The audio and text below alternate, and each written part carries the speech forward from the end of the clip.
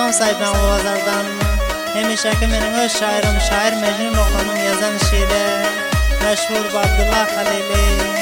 Hoş dil avazında eşitip Lezzet alınlar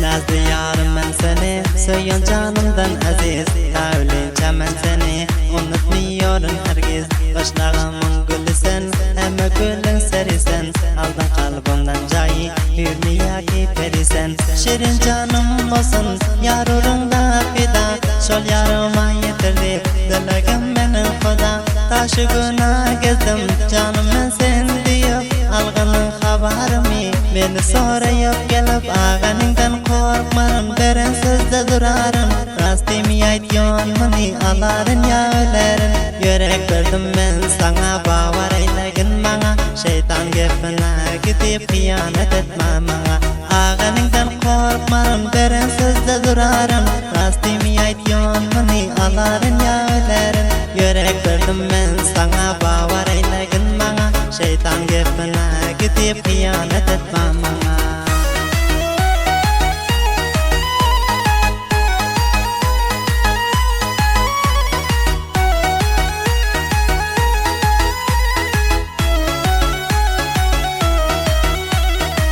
Yarım bolsan vafalı, hoşbaht bolup yörerin Sen bilen bila bolsam, şahzade bolup yörerin Yar menin umidimi, yende zaya eyleme Her bir şeytanları, özüne dost eyleme Yakindan görsem deyip, kançalar etyon heves Söyler edip basam, düşmanın kastına bez Taşı günah gezdim, canım ben sen deyip Algının haberimi, beni sorayıp gelip Ağanından korkmarım, deren sözde durarım Rastimi aytyon mani aların ya ölerin Yürek verdim ben sana bavar eylegin bana Şeytan gefine gidip kıyamet etme bana Ağanından korkmarım, deren sözde durarım Rastimi aytyon mani aların ya ölerin Yürek verdim ben sana bavar eylegin bana Şeytan gefine gidip kıyamet etme bana